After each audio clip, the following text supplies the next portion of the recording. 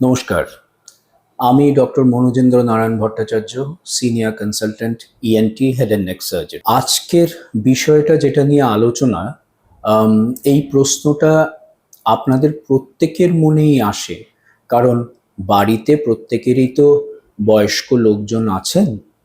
হয়তো নানাবিধ কারণে বয়স্ক ওই মানুষটিকে আপনারা ডাক্তারবাবুদের কাছে নিয়ে গেলেন। ডাক্তারবাবু তাদের পরীক্ষা করে টরে নিয়ে বললেন যে ওনার যা রোগ হয়েছে তাতে অপারেশন লাগবে। তখনই এই প্রশ্নটা মাথায় আসে, এই বয়সে কি অপারেশন করা যাবে? ওনার কি শরীর কিংবা দেহ এই অপারেশনের ঝক্কিটা নিতে পারবেন? আজকের আলোচনা হলো কত বয়স অবধি অপারেশন করা যেতে পারে। এটা একটা কমন প্রশ্ন আমাদের প্রত্যেকের বাড়িতে। এবার একটা জিনিস বলে নিই, আজকে না অনেক রোগ আছে যেগুলো বয়স ভিত্তিক হয়। কিছু রোগ আছে যেটা কিন্তু একেবারেই শিশুদের হয়, কিছু রোগ আছে যেটা কৈশোরে হয়, কিছু রোগ আছে যেটা প্রাপ্তবয়স্কদের হয়, কিছু রোগ আছে যেটা বয়স্ক মানুষদের হয়। এবার এই যে নানাবিধ রোগ আছে তার প্রত্যেকটা চিকিৎসা আছে। কিছু কিছু রোগের চিকিৎসা ওষুধে হয়, কিছু কিছু রোগের চিকিৎসা অপারেশনে হয়।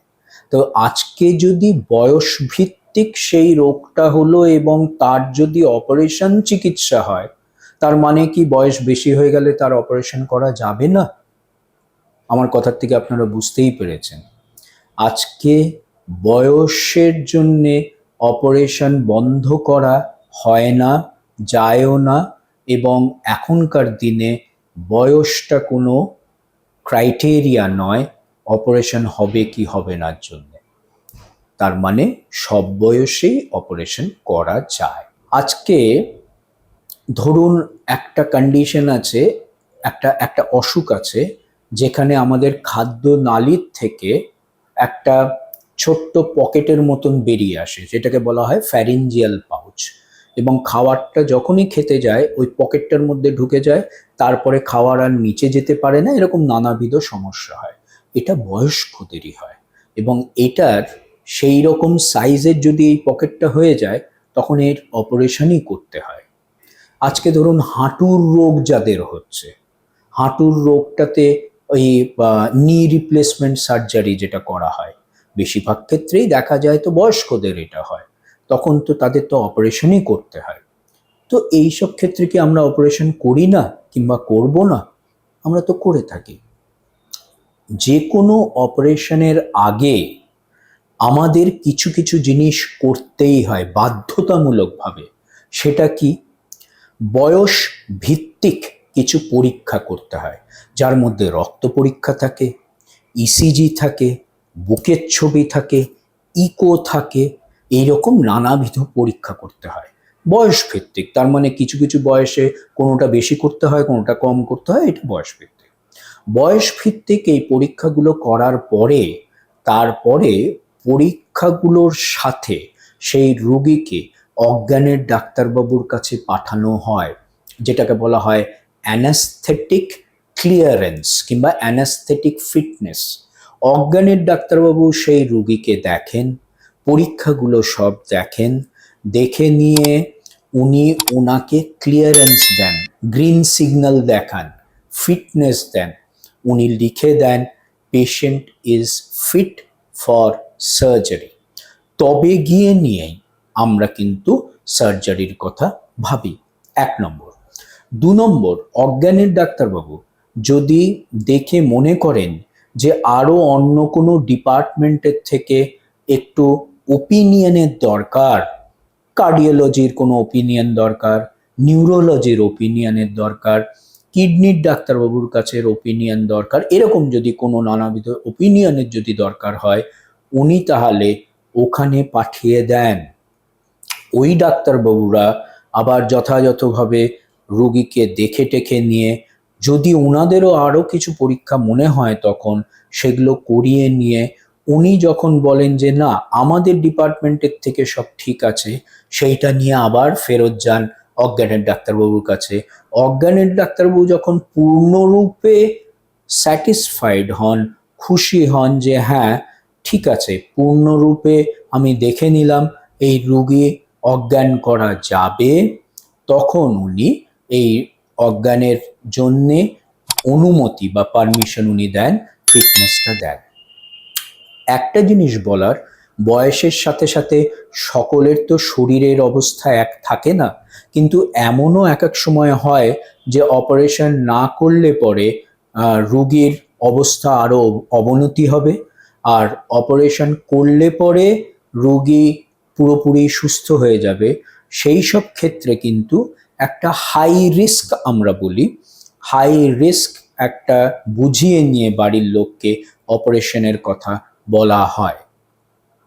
অপারেশনের সময় রোগী ভিত্তিক যত রকমের প্রিকশনস লাগবে সব কিছু নিয়েই অজ্ঞান করা হয় এবং অপারেশন করা হয়।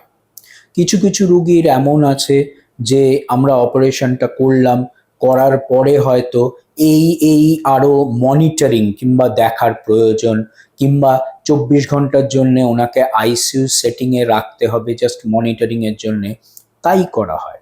আগের থেকেই বলে দেওয়া হয় যে এই রোগীর অপারেশন এই হবে, কারণ রোগীর অবস্থা ক্রিটিক্যাল, রোগীর শারীরিকভাবে রোগী একটু হাই রিস্ক রোগী, তাদেরকে কিন্তু অপারেশন আমরা করে দেব, অজ্ঞান করে দিয়ে দেব, তারপরে একটু মনিটরিং এর জন্য আইসিইউ হোক, এইচডিইউ হোক, এখানে রাখা হবে।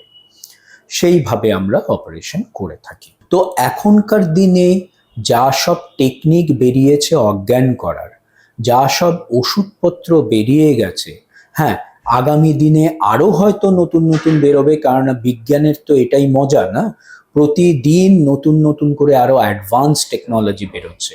কিন্তু আজ 10 বছর আগে যা ছিল, এখন সেই 10 বছরে অনেক এগিয়ে গেছে।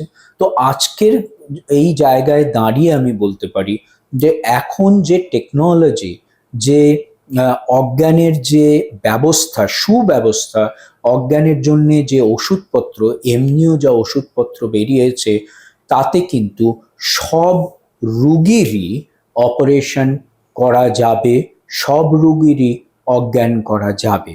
এবার হ্যাঁ, কিছু কিছু ক্ষেত্রে রোগীর অবস্থা খুব খারাপ থাকলে রিস্কটা হয়তো একটু বেশি থাকে, আবার কিছু কিছু ক্ষেত্রে রিস্ক ততটা থাকে না, কিন্তু অজ্ঞান সবারই করা যায়।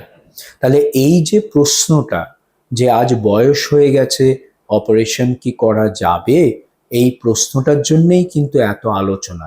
সব বয়সেই কিন্তু অজ্ঞানও করা যাবে, অপারেশনও করা যাবে, এবং বয়স ভিত্তিক যা যা আমাদের তরফ থেকে সাবধানতা নেওয়ার কথা, যা যা টেস্ট করে নেওয়ার কথা, অ্যানাস্থেটিক ক্লিয়ারেন্স বলুন, কার্ডিওলজিক্যাল ক্লিয়ারেন্স বলুন, যা যা নিয়ে নেওয়ার কথা আগে করে, যখন অজ্ঞানের ডাক্তারবাবু এবং আমরা সকলে যখন খুশি হই যে হ্যাঁ ক্লিয়ারেন্স পেয়ে যাওয়া গেছে, now the patient is fit for surgery, তখনই আমরা অজ্ঞানের ডেট দেওয়া বলুন কিংবা অজ্ঞানের প্ল্যানিংটা আমরা করে থাকি। তো আশা রাখছি এই যে আপনাদের মধ্যে একটা প্রশ্ন সবসময় থাকে যে এই বয়সে কি করা যেতে পারে অপারেশন, সেটা কিন্তু অনেকটাই আমি কাটিয়ে ফেলতে পেরেছি। সব বয়সী, একেবারে কচিকাঁচা বাচ্চার থেকে আরম্ভ করে 90-এর দশকেও যারা আছেন, সেই বয়স্ক মানুষরা, প্রত্যেকেরই কিন্তু অপারেশন করা যেতে পারে। বয়স অনুযায়ী, শারীরিক কন্ডিশন অনুযায়ী আমরা প্রিকশন নিয়ে নিই, কিন্তু হ্যাঁ অপারেশন আমরা করতে পারি প্রত্যেকের জন্য। নমস্কার, ভালো থাকবেন।